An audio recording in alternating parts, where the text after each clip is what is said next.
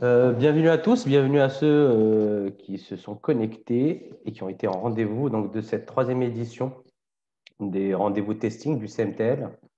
Peut-être pour ceux qui ne connaissent pas le CMTL, mais je pense que vous devez le connaître, donc je vais faire une petite présentation. Le CMTL, le Comité marocain des tests logiciels, donc, qui est un membre de l'ISTQB, qui est l'association internationale du test et de la qualité logicielle.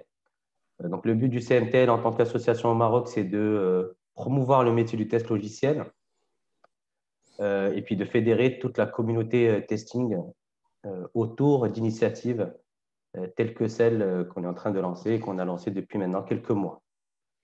Donc, l'initiative Rendez-vous Testing, qui est maintenant aujourd'hui à sa troisième édition, et bien sûr, d'autres éditions seront à venir les mois prochains. Pour ce troisième webinaire, on va parler plutôt outils de gestion des tests et référentiels de tests. Donc, comment capitaliser et réutiliser efficacement un référentiel de test donc, qui sera animé par moi-même et par Salima Missour, qui est, en plus d'être vice-président du CMTL, qui est test manager chez HPS. Bonjour à tous.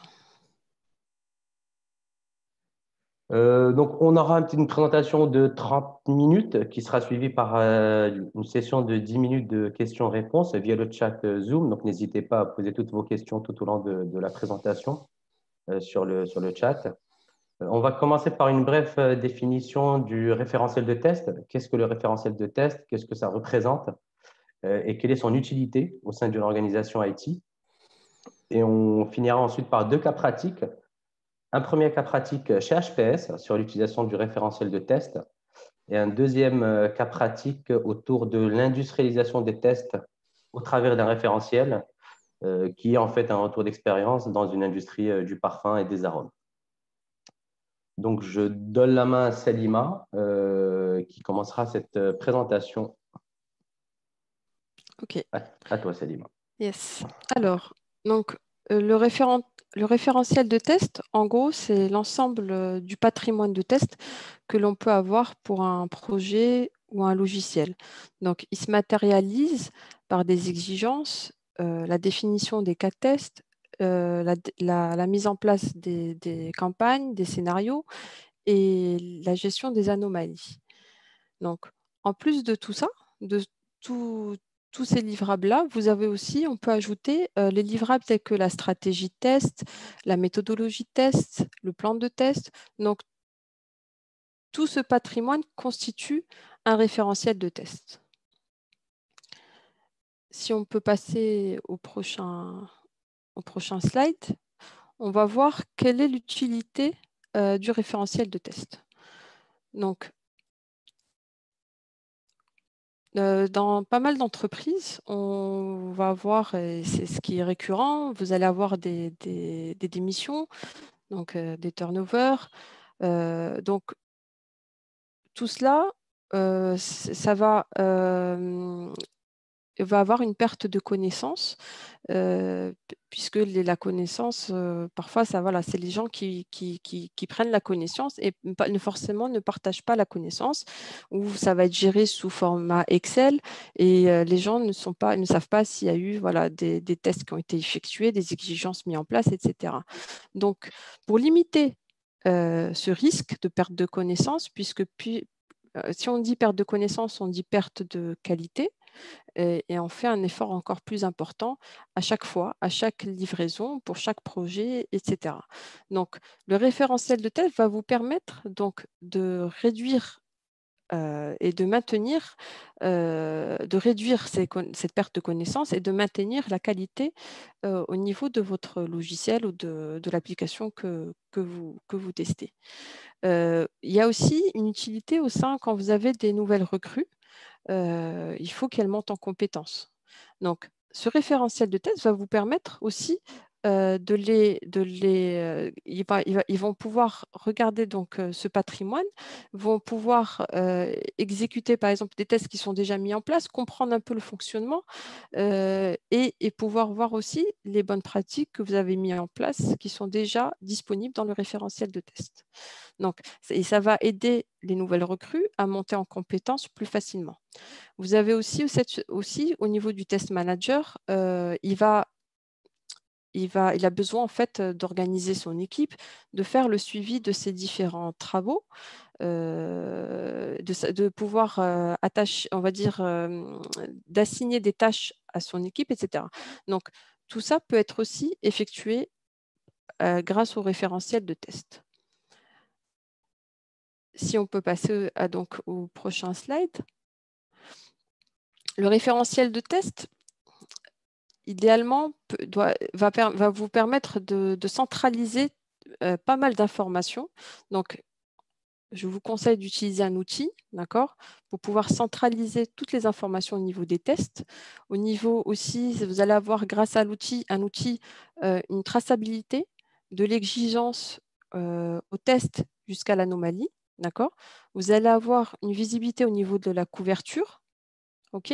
Vous allez aussi pouvoir faire des reporting plus facilement en fonction des indicateurs que vous avez mis en place, avec différentes parties prenantes, parce que vous pouvez avoir un reporting qui est complètement différent entre le comité de direction et interne, on va dire au niveau du projet. D'accord. Ce ne sera pas les mêmes informations que vous allez partager et il va vous permettre de récupérer tous ces types d'informations très rapidement. Vous allez avoir aussi une historisation donc de tout ce que vous avez fait depuis le début dans ce référentiel. Si vous avez eu des évolutions, vous allez avoir un historique au niveau des évolutions, l'historique des exécutions, l'historique des defects. Donc, ça permet de garder pas mal d'informations. Et vous pouvez, en fait, au niveau d'une entreprise, vous allez avoir, par exemple, vous êtes en mode projet, vous allez passer en mode support. Donc, vous allez, par exemple, transférer les connaissances que vous avez mis en place, que vous avez au niveau projet, aux personnes du support. Donc, ou quand il va y avoir aussi un sort de turnover, pareil, vous allez pouvoir lui transférer ses compétences. Donc, le référentiel est très important pour la capitalisation, mais tout cela, si vous ne mettez pas en place des bonnes pratiques, ils seront difficilement réutilisables. Les bonnes pratiques sont importantes, les revues sont importantes au niveau de les différentes activités parce que ça va vous permettre de pouvoir réutiliser les tests, réutiliser les exigences, avoir des defects qui sont clairs pour pouvoir recapitaliser sur les différents projets. Si on peut passer au slide suivant, on va parler de HPS. Donc HPS, nous sommes un éditeur de solutions de paiement. D'accord. Nous avons une complexité, on va dire une problématique. Nous sommes multisites. Nous avons des équipes de test à la fois en France, au Maroc, aux Émirats.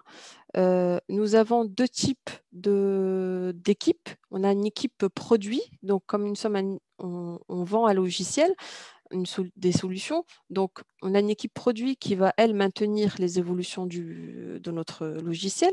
Et nous avons les équipes projet qui vont, une fois le logiciel vendu, va implémenter, va déployer ça chez le client et va le tester avec la configuration du client. Donc, nous avons aussi, nous avons, une fois que l'on a mis en place on a fini les tests avec le client, nous passons en production. Donc, nous avons ces différentes, on va dire, c'est une organisation qui est comme ça, et différentes équipes sur ces différents pays. Donc, on avait à un moment donné une perte de connaissances, et certains projets pouvaient réutiliser certains tests qui ont été effectués par d'autres projets ou réutiliser des tests effectués par le produit. Donc, nous avons pensé à mettre en place un outil pour pouvoir répondre à ces différentes problématiques. Et on a mis en place un benchmark, on a benchmarké certains outils et on est parti finalement, on a utilisé un outil qui s'appelle ReferTest, qui va répondre principalement sur tous les besoins qu'on avait identifiés. Si on peut passer au slide suivant. Voilà. Donc là, je vais vous montrer quelques modules de l'outil ReferTest qui est utilisé. Donc, vous voyez, en fait, à gauche, nous avons catégorisé.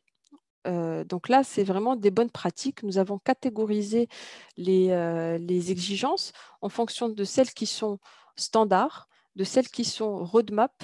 Roadmap veut dire que ce sont des évolutions effectuées par le projet, mais qui seront intégrées par le produit dans une version future. Et celles qui sont 100% spécifiques. D'accord? C'est sous le répertoire spécifique. Donc, ces 3 niveaux nous ont permis d'identifier au niveau des exigences, par exemple, le produit pour la future release va discuter avec les différents projets et va pouvoir récupérer facilement les fonctionnalités qui sont sous la roadmap avec les tests associés et les anomalies associées, les exécutions associées. Donc, il y a eu une capitalisation. Au lieu que le produit refasse tous les tests, etc., etc. Donc, et le projet, vice-versa, va pouvoir récupérer des exigences du produit, d'accord, mis en place par le produit. Donc, cela veut dire quoi? Ça veut dire aussi il va pouvoir récupérer les tests associés au produit, les exécutions et aussi l'historique des anomalies pour la capitalisation. Donc, le module exigence aussi va vous permettre d'avoir aussi vous pouvez suivre aussi l'avancement avec, on va dire, avec le business analyst. Si vous avez des exigences, nous avons mis en place un workflow qui nous a permis de savoir en fait le statut de chaque exigence que nous avons identifiée.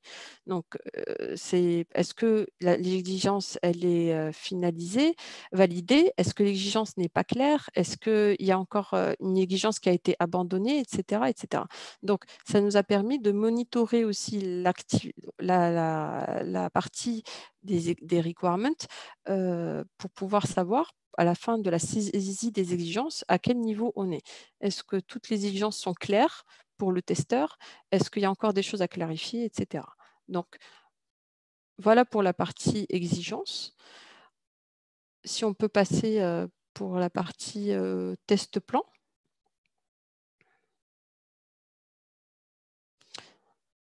Donc, au niveau de test plan, comment on a travaillé? On a mis en place en fait j'appelle ça une sorte de dictionnaire par composant.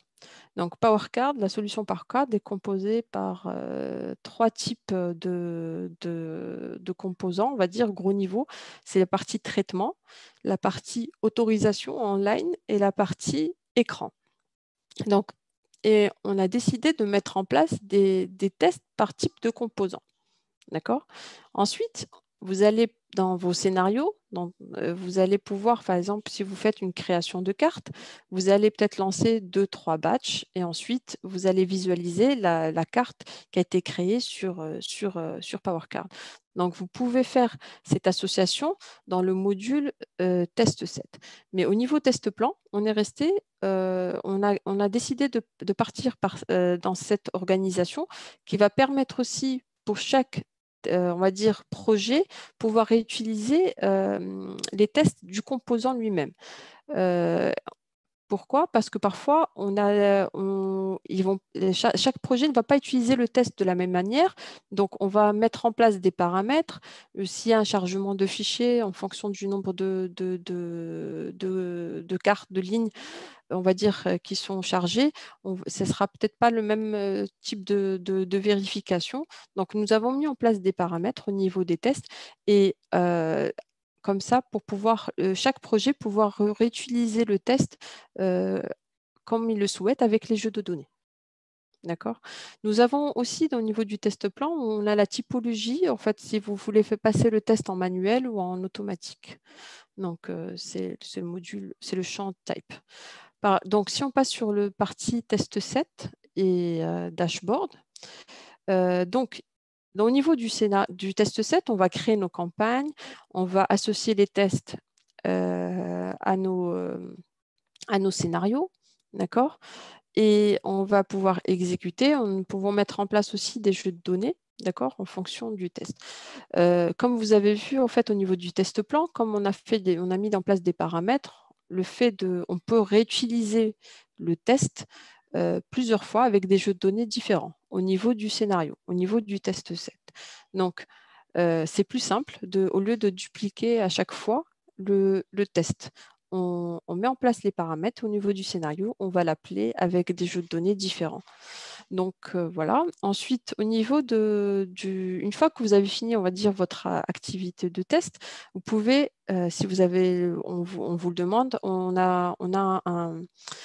vous avez en fait un rapport qui peut être généré par l'outil qui fait le bilan de la campagne. Combien de tests exécutés, la couverture des requirements avec les tests, le suivi des anomalies, le statut. Donc, ça permet un peu d'avoir une vision globale de la campagne.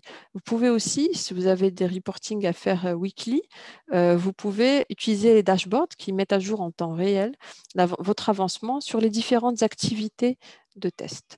Donc là, j'ai juste montré un seul, on va dire un seul graphe, mais il y a différentes typologies de graphes qui est disponible dans l'outil. Donc, donc l'outil en fait Refertest nous a permis aussi, donc, de capitaliser, de centraliser, parce que c'était un peu difficile, sachant que nous étions dans un contexte où on était dans différents pays, mais il nous a permis aussi de pouvoir réutiliser les tests qui étaient déjà mis en place par d'autres équipes et aussi de faire une passation entre, par exemple, le projet et le support. Une fois qu'on a pu finaliser nos tests avec le client, on fait une passation au support pour la production et on lui explique voilà ce qu'on a mis en place, voilà les tests effectués, les scénarios effectués, les defects rencontrés, etc., etc. Voilà, je pense que je peux te laisser la main pour le cas Merci, pratique. Mohamed, numéro 2. merci Salima. N'hésitez pas à poser vos questions, je pense au fil de l'eau sur le chat. Pardon. Alors maintenant, je vais vous présenter moi un cas pratique de réutilisation d'un référentiel de test qui sera peut-être un petit peu plus différent de ce que font Salima et son équipe chez HPS. Je vais vous faire d'abord un petit récapitulatif de pourquoi est-ce qu'on a décidé d'industrialiser entre guillemets le référentiel de test et pourquoi on a décidé d'aller dans ce projet. Alors, chez mon client, en fait, qui opère dans l'industrie de l'arôme et du parfum, donc qui est une entreprise multinationale sur différents sites en Amérique, Amérique latine, Asie-Pacifique, ainsi de suite. En fait, chez eux, tout ce qui est test de régression, toute cette activité de test de régression est effectuée par le business lui-même. C'est-à-dire c'est par des gestionnaires, des gens du marketing, des gens de la production, de la vente, qui font eux-mêmes les tests de régression 3 à 4 fois par an sur l'outil SAP. Donc, ça a toujours été comme ça historiquement chez eux. Et puis, à un moment donné, donc ça représente, on va dire, 400 jours hommes par vague, donc par palier, ce qui vaut à 1000 jours hommes sur l'année. Donc, on a constaté qu'au travers des années, au travers de ces paliers, que ces gens du business s'impliquaient de moins en moins dans les tests de régression. Et ça avait donc un impact fort sur les régressions post-go live, d'un côté. D'un autre côté, on était dans une période où SAP était en train d'évoluer vers de nouvelles versions, ce qui impliquait un effort de test beaucoup plus important sur les tests de régression. Donc, avec ces deux aspects-là, manque d'implication du business, plus toutes les évolutions qu'on allait voir sur SAP, les gens du business sont revenus vers l'IT pour demander comment on allait faire pour faire face en fait, à cet effort de test qui allait arriver et puis à cette manque d'implication du business. Bien sûr, nous, côté IT, on était preneurs, vu qu'ils arrivaient avec un budget. Et donc, on s'est dit, très bien, on va prendre ce scope de test de régression dans notre scope IT, ce qui se fait globalement dans l'ensemble des industries. Et puis, on va mettre en place une approche qui va nous permettre de récupérer, d'une part, toute la connaissance business qu'il y avait dans ces tests de régression, et d'autre part, de capitaliser dessus et puis d'utiliser chez l'IT.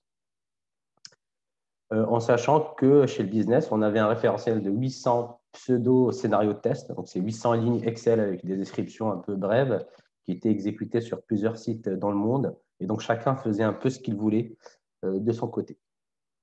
Donc, nous, on arrivait avec une approche composant. Alors, c'est un peu différent du terme utilisé chez HPS. Donc, nous, on arrive avec une approche composant. Le but, c'était d'avoir des cas de tests détaillés, une exécution facile, une réutilisation massive de ce qu'on allait créer, de la capitalisation et avoir un effort de conception de test qui soit de moins en moins important au fil des livraisons. Donc, des cas de tests détaillés, on a pu utiliser un outil qui s'appelle HP Sprinter, qui en fait permet de capturer toutes les actions qui sont faites sur une application et de les transformer en cas de test, mais en mode verbeux. Donc, ce n'est pas en script technique, c'est plutôt entrer votre username. En fait, quand vous entrez votre username dans un champ qui s'appelle username, en fait, il va retranscrire exactement en français ou en anglais l'étape ou l'action que vous avez réalisée sur l'application. Donc, on a pu former en fait plus de 200 utilisateurs business sur cet outil. Et donc, chacun avait déroulé dans son côté les tests de régression qu'il avait l'habitude de dérouler. Donc, on a récupéré les détails de chaque action avec les captures d'écran et qui étaient fait automatiquement par cet outil Sprinter. Et on a capitalisé ensuite dessus, on les a agrégés, refactorisés pour avoir au final un cas de test qui soit détaillé avec les bons paramètres et les bonnes données. On parle de Smart Execution parce que le fait d'avoir tous ces cas de tests détaillés avec vraiment des étapes par étape, champ par champ à renseigner en fonction des configurations, ça permet en fait d'onboarder des juniors sur un projet pour exécuter des cas de tests. On n'a pas forcément besoin d'avoir maintenant un sachant SAP sur des modules spécifiques pour exécuter des cas de tests, vu que les steps sont à un niveau de détail assez élevé. Et puis, c'est plus facile de comprendre des steps, des étapes de test, quand elles sont conçues de la même manière. L'avantage qu'on a, c'est qu'on a conçu toutes nos étapes de test et tous nos cas de test de la même façon, en utilisant les mêmes terminologies et les mêmes mots. C'est-à-dire quand on va dire à l'utilisateur d'entrer un mot de passe sur un champ, on va utiliser le terme entrer et pas saisir et pas renseigner. Donc, on va tous avoir cette même terminologie de conception des étapes de test. Réutilisation, parce qu'au final, on a créé des composants de test, et je vais vous expliquer après plus en détail ce que c'est que ce composant. On va réutiliser tous ces composants de test existants à partir d'une librairie, et on va pouvoir les réutiliser et pour les tests de régression, mais également pour les projets. Donc, nous, on est organisé en mode projet. Donc, on a 200 projets sur l'année, et du coup, chaque projet est maître de ses tests et maître de ses campagnes de tests. Et du coup, le fait d'avoir cette librairie commune à tout le monde permet de réutiliser massivement ces composants de test et du coup aussi de baisser en effort de conception. Capitalisation, tous les cas de test sont utilisés au travers des cas de test. Et puis surtout, le composant lui-même, qui est en fait une action élémentaire sur SAP. Ça peut être une création de commandes, une création de bons de livraison, par exemple. Ce composant, en fait, il est créé une seule fois et réutilisé par l'ensemble des équipes. Quand je dis réutiliser une seule fois, il est créé une seule fois, pardon, c'est que même les mises à jour sont versionnées sur ce composant. Et puis, on utilise toujours la dernière version qui a été mise à jour, bien sûr, après validation de sachants, en fait, qui sont beaucoup plus Et de fait, l'effort de conception, au final, est partagé par plusieurs projets, parce qu'au lieu de que chaque projet crée son propre composant, son propre cas de test, on va les tous piocher dans cette même librairie test qui est à jour et qui est suffisamment détaillée pour qu'on puisse comprendre en fait ce qu'on demande de l'exécution du cas de test. Alors, on parle de maintenance avec cette approche parce que c'est super important. Le but aussi, c'est de gagner en efficacité tant sur l'exécution mais aussi sur la conception. Et donc, il est important qu'on ait une approche bidimensionnelle. Il faut savoir que ces composants, en fait, sont des entités dépendantes mais aussi indépendantes. Ça veut dire que quand j'écris un composant, il n'a aucun lien, on va dire, fonctionnel avec d'autres composants ou d'autres étapes de l'application. C'est-à-dire que je peux prendre un composant de test et l'exécuter unitairement sans que j'ai besoin d'un input d'un autre composant.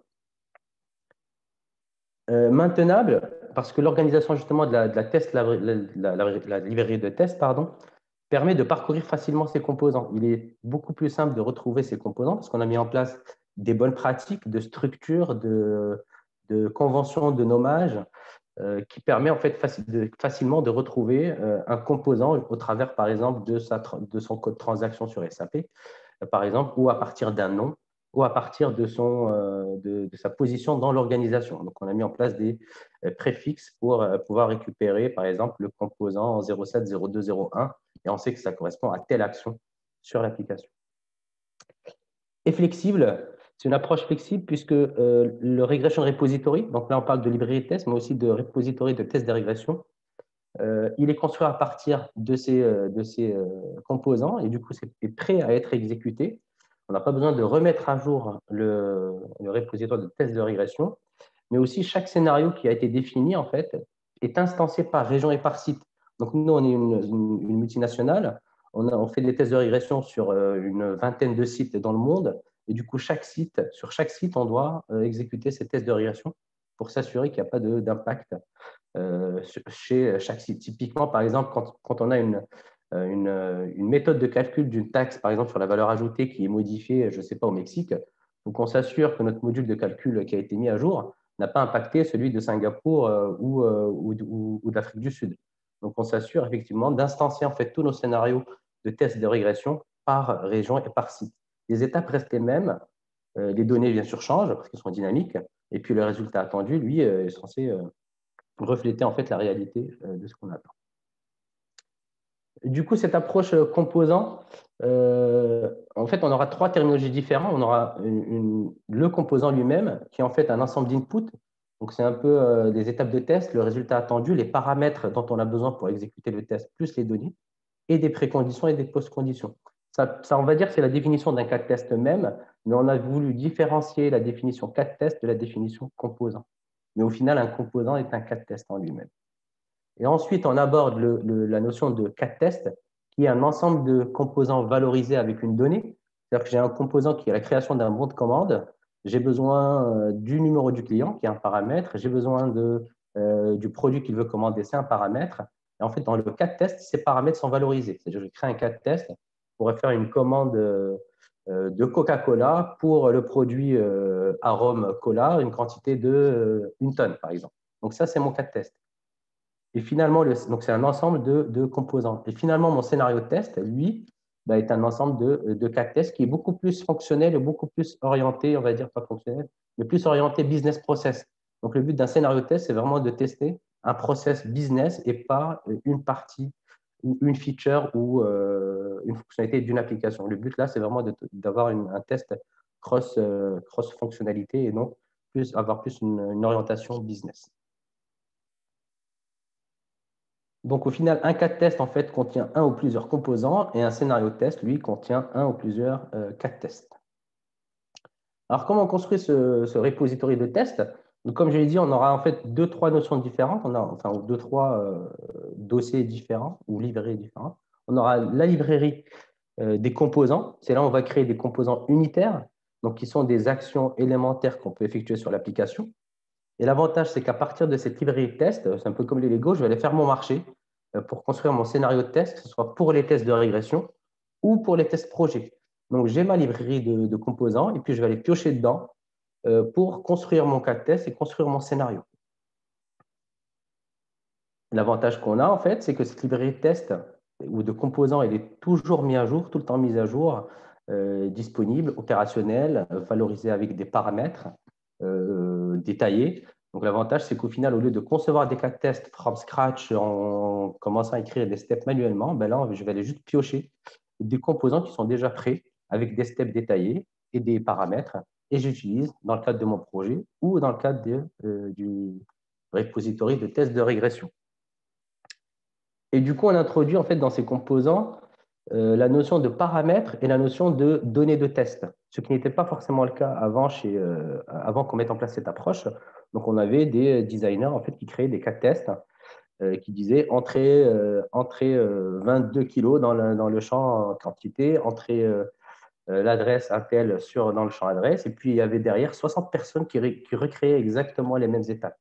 Donc, l'avantage avec cette approche, c'est qu'on n'a plus besoin de créer toutes ces étapes plusieurs fois. Et puis, on va introduire la notion de dictionnaire de paramètres.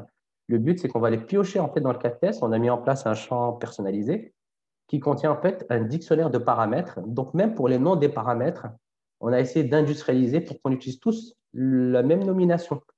Quantité, en fait, je vais l'appeler quantité. Je ne vais pas l'appeler QTY, je ne vais pas l'appeler QUA, mais je vais l'appeler quantité. On va tous utiliser ce terme pour définir le paramètre de quantité. Ensuite, les données de test, c'est-à-dire que je sais exactement quels sont les paramètres dont j'ai besoin. et donc quelque part les variables. Et du coup, en face, ben, je serai plus apte à demander des données tests sur l'environnement, et ce sera une tâche beaucoup plus simplifiée. Et on a aussi également implémenté la notion de rôle et autorisation sur les quelques process qu'on avait. Alors l'approche, comment il se déroule? On a une librairie de tests, qui est un folder en fait dans notre test plan sur HP, ALM. On a le regression repository et on a les projets. Donc tout ce monde-là communique en sachant qu'il y a un seul maître au final, un seul maître, c'est la librairie de test. Donc dans la librairie de test, je vais créer ou modifier mes composants qui vont être réutilisés dans mon repository de tests de régression.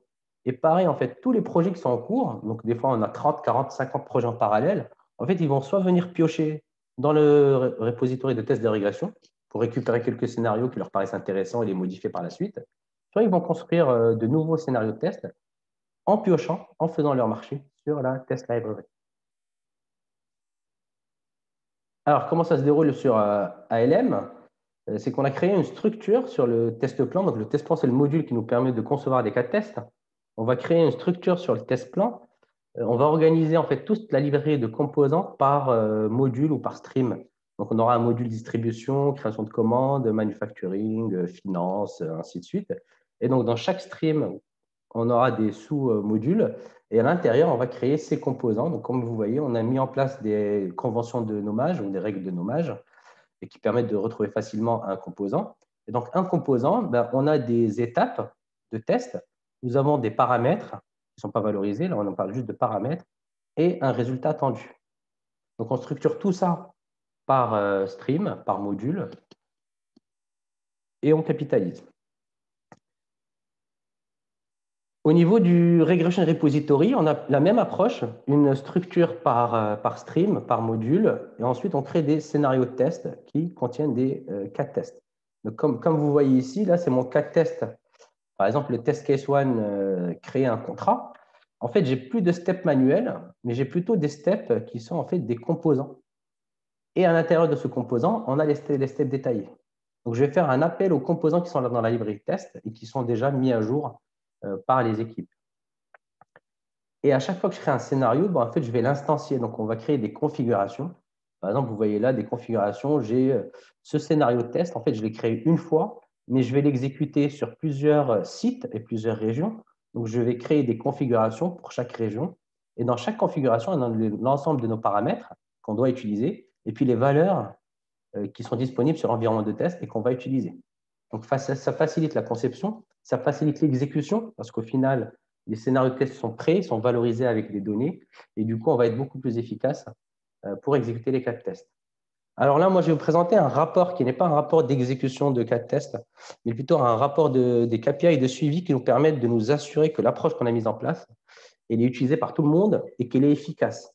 C'est-à-dire qu'on on a mis quand même du budget pour mettre en place cette approche et donc ça aurait été dommage que cette approche meure avec le temps sans qu'il n'y ait pas un suivi sur quelle en était l'utilisation pour chaque palier, quels étaient les modules qui l'utilisaient énormément, quels sont ceux qui sont moins impliqués et comment faire en sorte que tout le monde aille sur cette approche. Et donc, on a des KPI, un tableau de bord de suivi avec un comité opérationnel qui nous permet de prendre des décisions, d'aller voir les gens pour comprendre pourquoi ils ne sont pas impliqués sur tel module ou pourquoi on n'a pas eu suffisamment de mise à jour sur tel ou tel composant. Voilà pour moi. Place aux questions, si vous en avez.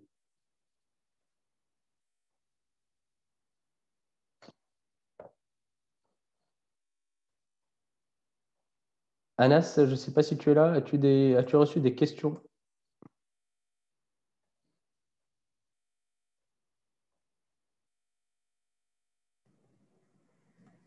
Non, mais je pense qu'il faut attendre un petit peu. Les gens ils peuvent poser des questions via le chat à la fin de la présentation. Je peux peut-être commencer. Moi, j'ai une petite question, si je peux la poser directement.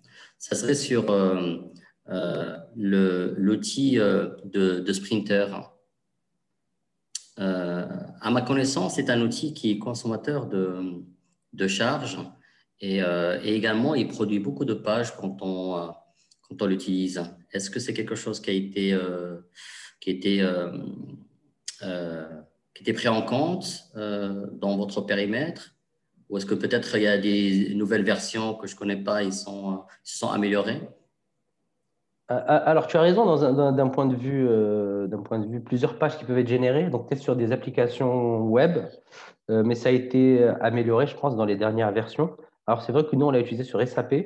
Il n'y avait pas beaucoup de déchets, en fait, dans la création des steps ou dans le détail du step. Mais effectivement, il peut y avoir un peu du rework, du retravail.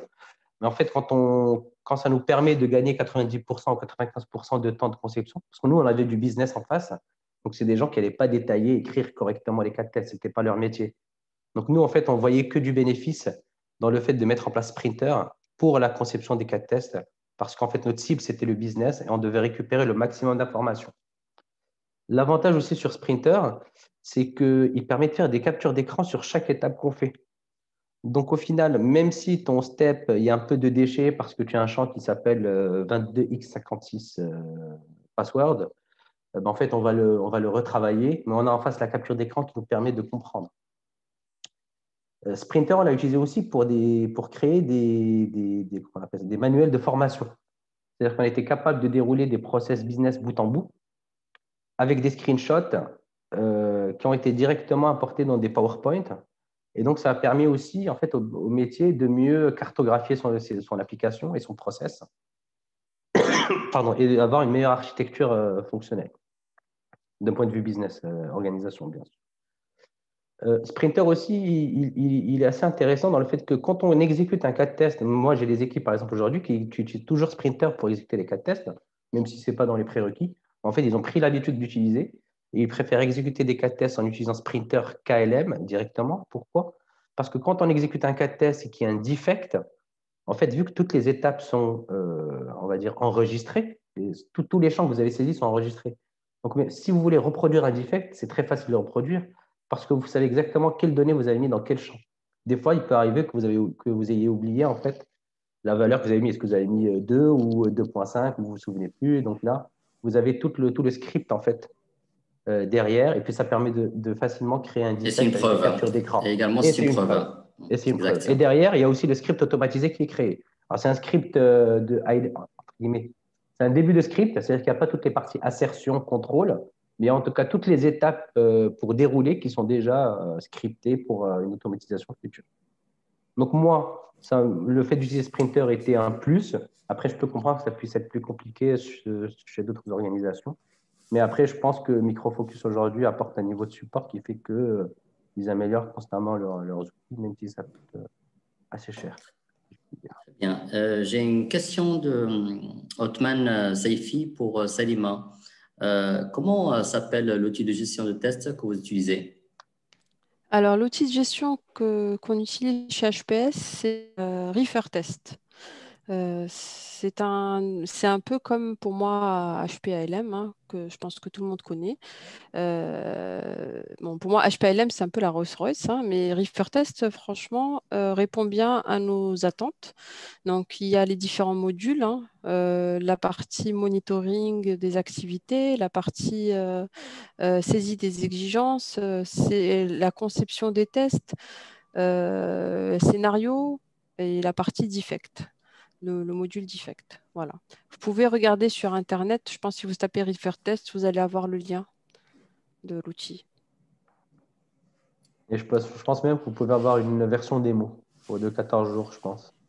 Ouais, exact. Une question pour moi, Ahmed. Est-ce qu'il y a des tests automatisés qui remontent leurs résultats que ce soit ReferTest ou HPALM? Alors, moi, je vais répondre pour HPALM. Alors, nous, on n'a pas encore automatisé réellement les tests. Mais par exemple, quand tu utilises Sprinter, en fait, il remonte bien les résultats dans ALM. Et puis même quand on utilise UFT, Unified Functional Testing, qui est le nouveau QTP, on va dire, bah, les tests sont remontés sur HPALM. Bah, il y a un lien, en fait, entre le test manuel automatisé qu'on crée sur ALM et puis le script qui est exécuté par UFT. Refer test, je laisse Je Salima.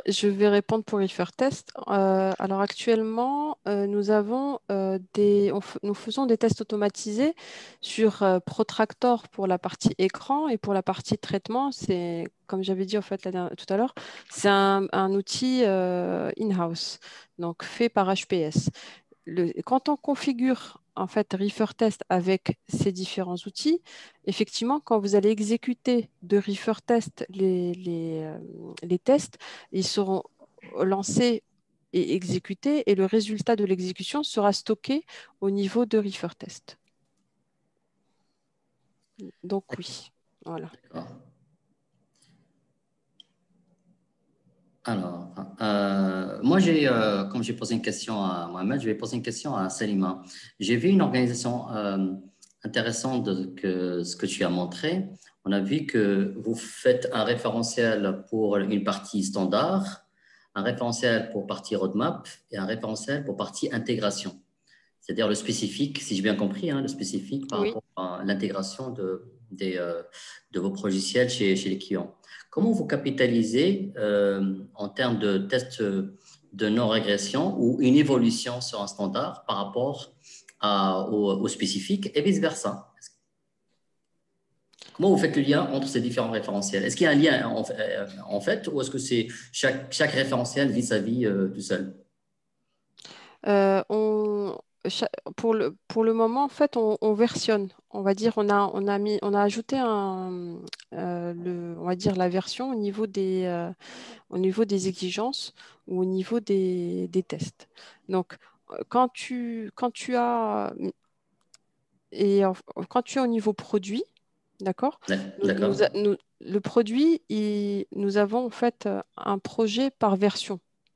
OK? d'accord, Donc, tout ce qui est standard, donc on va dire tout ce qui a été déjà réalisé, supposons c'est sur la version, on va dire 3.5, point d'accord. 1. D'accord?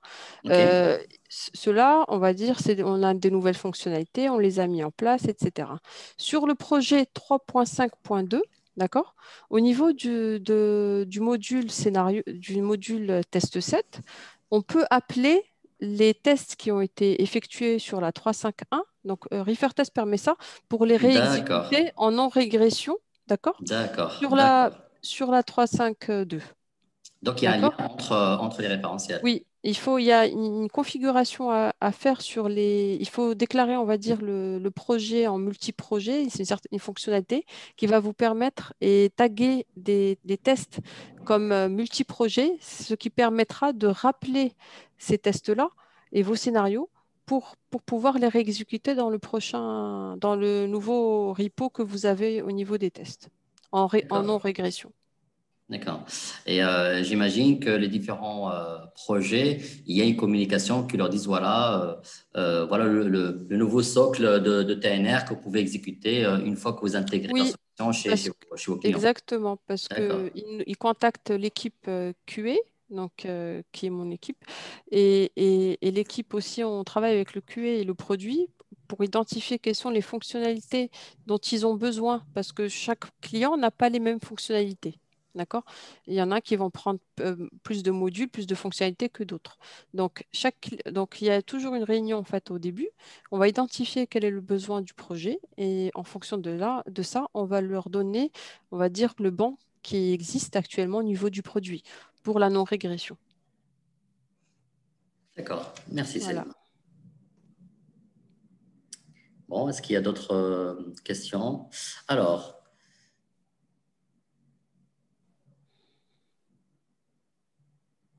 pour la partie défect, vous utilisez l'outil de gestion de test, exemple HPALM Refer Test, ou bien un outil de gestion des anomalies séparées, comme Jira, par exemple. Bon, je ne sais pas, je peux la poser pour Mohamed, par exemple. Et après, je laisserai la main.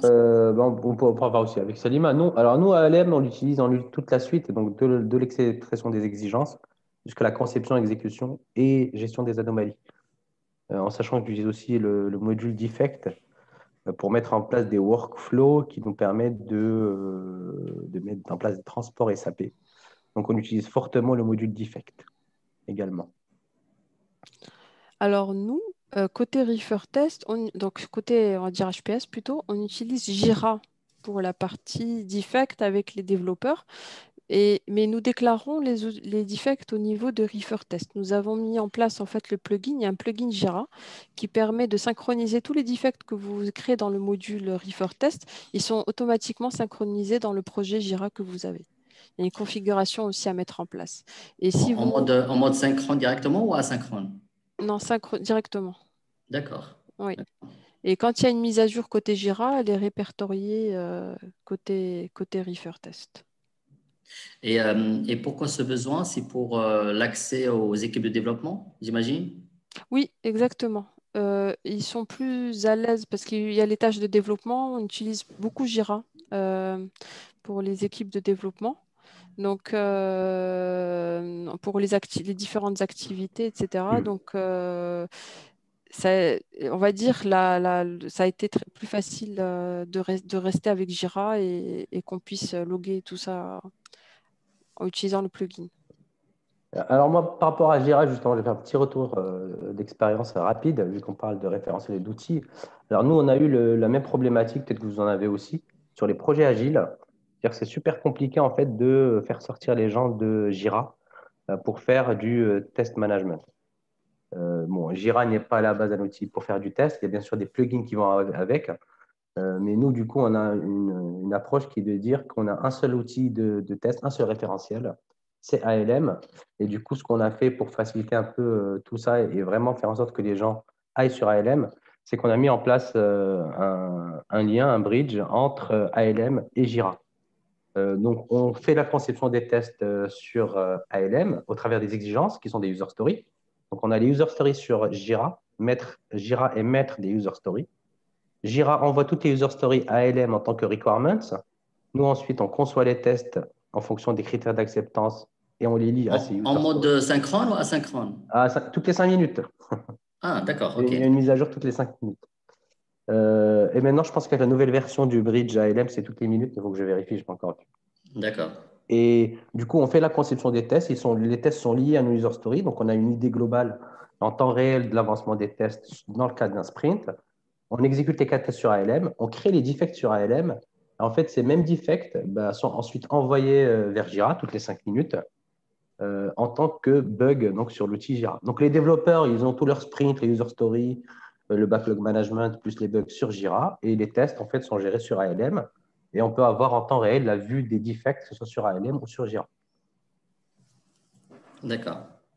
Alors, j'ai une petite question un peu difficile parce qu'elle demande de donner votre avis de satisfaction sur les outils que vous utilisez de gestion de test.